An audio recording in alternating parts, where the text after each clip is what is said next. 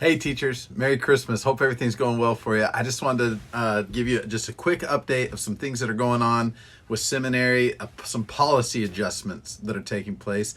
Nothing real huge, but nevertheless, there's some things you need to know about that are going to affect the way that we do things. So first of all, one of the main policy adjustments, it's not a huge thing again, is that seminary is now going to follow the same schedule as Come Follow Me. All right, so we've been doing the same book, but now we're going to be doing the same schedule.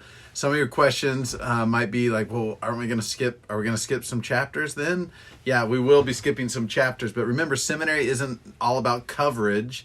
It's about conversion, right? So the fact that we're going to be missing some sections of the Doctrine and Covenants or of the Book of Mormon, that's not going to be a huge deal. All right, second of all, the reading requirement for graduation and to get credit year by year is going to change slightly. So currently it's the students need to read the whole book of scripture for the course.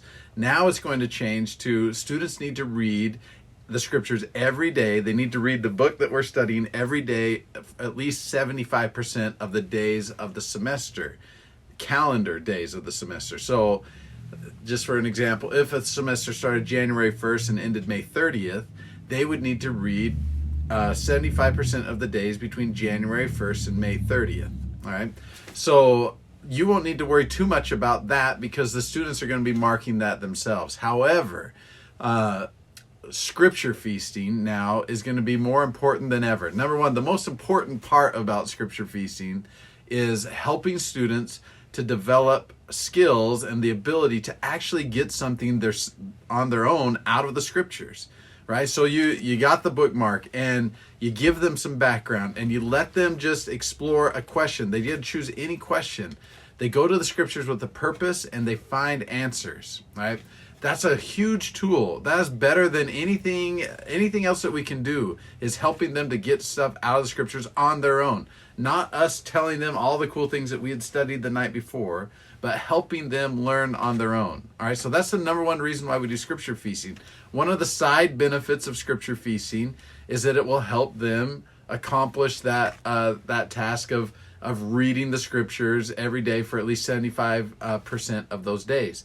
They're on their own on Saturday and Sunday, but if they've had a great experience during the week doing this, they're going to be studying the scriptures on Saturday and Sunday as well. All right, so that's important to remember. Some questions that you might have are like, well, what about makeup? How do you make up if you don't get 75 days of scripture reading?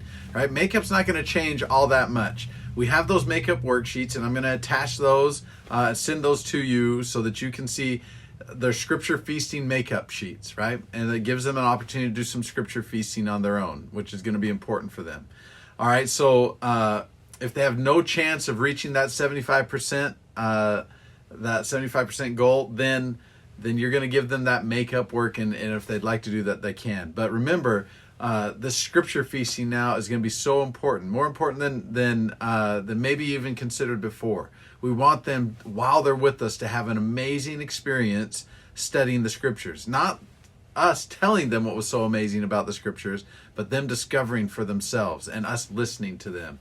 So I'm excited for you to implement these policy changes and to help the students really learn from the scriptures and really get engaged in scripture study on their own. All right, so post below in comments or text me any questions that you have about these policy changes, and we'll go from there. All right, love your guts. Stay righteous, you guys.